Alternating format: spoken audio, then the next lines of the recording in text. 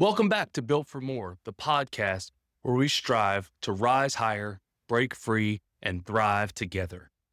On the last episode, we talked about how people worry about their spending and their spending habits, and how the focus is generally on the financials, the savings, where they're budgeting, and things like that to prep for the future, instead of how they're spending their most valuable resource and their most unrenewable resource, which is their time. Today, we're going to look at the roadblock between you and your personal, professional relationship or any other type of goal that you have in the world. What are we talking about? We're talking about accountability.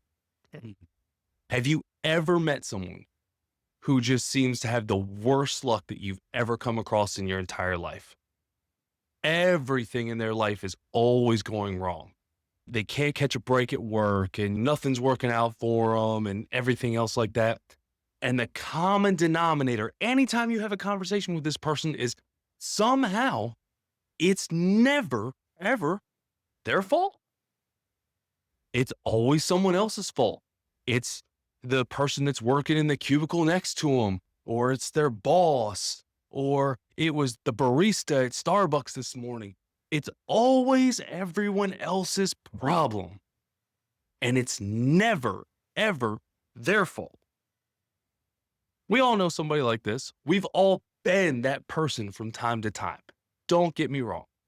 I have done this a time or two. I have absolutely blamed other people for things that I could have taken care of or I could have avoided. One of the things that I hate hearing more than almost anything else that I hear in my daily activities is a parent looking at a child and, "Look what you made me do." Really? What did that child make you as a grown adult do? Chances are the child didn't make you do anything. Chances are you either spilled something or you weren't paying attention, or worst case scenario, you lost your temper and did something out of frustration. In any way, that child didn't make you do anything. But by saying, "Look what you made me do," you get to avoid accountability. You don't have to take accountability for whatever just happened, whether that be actions, whether that be the mess that's sitting in front of you. No matter what it is, you get to avoid that accountability for the time being. Here's the thing. Avoiding that accountability also takes away your control of the situation. Because if somebody else made me do something, or it's someone else's fault, or it's because of events that are outside of the things that I control, how do I fix it? What can I do to take control of my life and to make my life better? I can't do anything. There's absolutely nothing I can do if I'm not the one who's responsible for the mess sitting in front of me. The thing is, you are responsible in some way or some fashion. Okay? There are choices you make. There are choices that you avoided. There are things that could have been done that could have put you in a better situation. I'll give you a good example. My car broke down. I don't have the money to fix it. I had no control over this. There's nothing I could do about it. Mike, this isn't my fault. Okay, let's look at this scenario. Maybe there was a freak accident. Maybe something beyond your control did break down on your vehicle. Or maybe you missed some of the maintenance on it. Maybe you pushed that oil change a little too far. Better yet, maybe you didn't put money away so that if something unexpected did happen, you would have a way to deal with it. All of these things are things that are within your control. All of these things would have put you in a better scenario than you're in right now. Anytime you feel like you don't have control, you do in some way, in some capacity, you have control.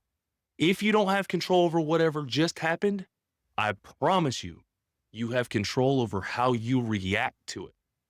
And that is what's going to set you up for success. When I look at this, I look at the 3 C's. They're like the ghosts of Christmas past, present, and future. First, we want clarity. We want to look at everything that just happened. We want to evaluate the past. What decisions led me to where I'm at right now? What choices could I have made that would have either prevented this situation or put me in a better situation to respond to whatever situation I'm in? Next, I want to look at the choice. This is like the ghost of Christmas present. What choices can I make right now? How can I react to what's going on right now?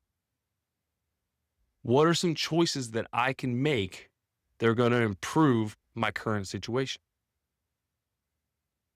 And then commitment. This is the ghost of Christmas future.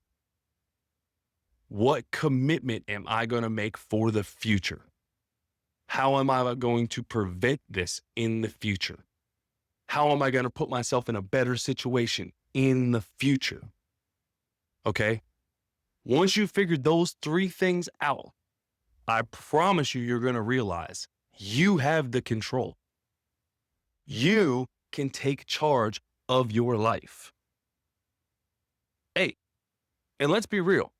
Any of us that have turned on the news at any time in probably the last decade or so can listen to any news organization give us any number of villains to blame for all of our life's choices. If you listen to one side of the aisle, it's the rich and they're not paying enough and they're holding you down. And this is why you can't get a decent wage. And this is why you can't make the living that you want to make. And on the other side of the aisle, it's the immigrants. It's the problems at the border.